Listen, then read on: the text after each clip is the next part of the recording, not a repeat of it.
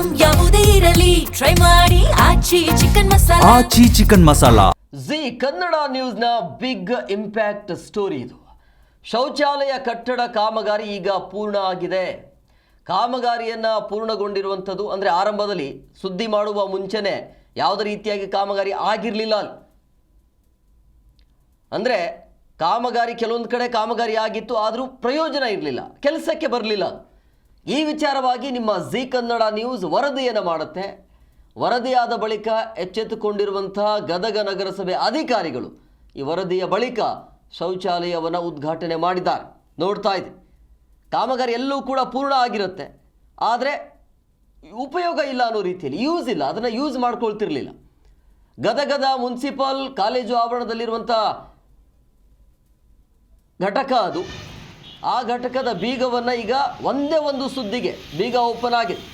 ಸಾರ್ವಜನಿಕರು ಈಗ ಖುಷಿಯನ್ನು ವ್ಯಕ್ತಪಡಿಸಿದ್ದಾರೆ. ಶೌಚಾಲಯಕ್ಕಾಗಿ ವಿದ್ಯಾರ್ಥಿಗಳು ಪರದಾಡ್ತಾ ಇದ್ರು. ಶೌಚಾಲಯ ಈಗ ಶಾಲಾ ಕಾಲೇಜು ಮಕ್ಕಳ ಬಳಕೆಗೆ ಅನುಕೂಲ ಆಗ್ತಾ ಇದೆ. ಇದು ನಿಮ್ಮ ಜಿ ಕನ್ನಡ ನ್ಯೂಸ್ ವರದಿಯ ಬಿಗ್ ಇಂಪ್ಯಾಕ್ಟ್ ಇದು.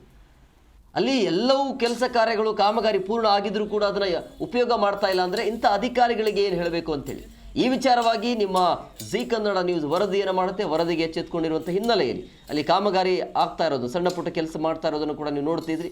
ಅದಾದ ನಂತರ ಸಂಪೂರ್ಣವಾಗಿ ಅದೆಲ್ಲ ಕೆಲಸವನ್ನು ಮಾಡಿ ಈಗ ಅನುಕೂಲ ಮಾಡಿಕೊಟ್ಟಿದ್ದಾರೆ ಮಕ್ಕಳಿಗೆ.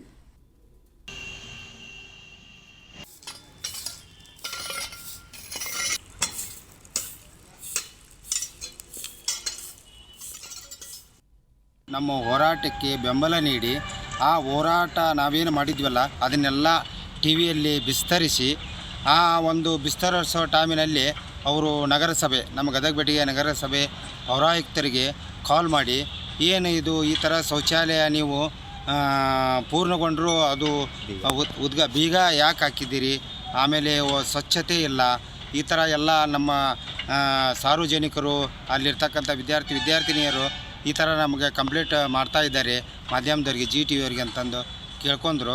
ಅದೇ ಥರನ ನಾವು ನಮ್ಮ ಏನು ಗದಗಿನ ಪೌರಾಯುಕ್ತರಿಗೆ ಈ ಜಿ ಟಿ ವಿ ಅವರ ಏನು ಅವ್ರಿಗೇನೋ ಒಂದು ಏನು ಟೈಮಿಂಗ್ ಏನು ಕೊಟ್ಟಿದ್ದರು, 15 ದಿವಸ ಒಳಗಾಗಿ ನೀವು ಇದನ್ನು ಎಲ್ಲ ಸ್ವಚ್ಛತೆಗೊಳಿಸಿ ಇದನ್ನು ಶುರು ಮಾಡ್ಬೇಕಂತಂದು ಏನು ಅವ್ರಿಗೇನು ಟೈಮಿಂಗ್ ಕೊಟ್ಟಿದ್ರು ಅದರೊಳಗಾಗಿ ಅವರು ಶುರು ಮಾಡಿದ್ದಾರೆ. ನೀವು ನೋಡಿರ್ಬೇಕು, ಎಲ್ಲ ಸ್ವಚ್ಛತೆಗೊಂಡಿದೆ.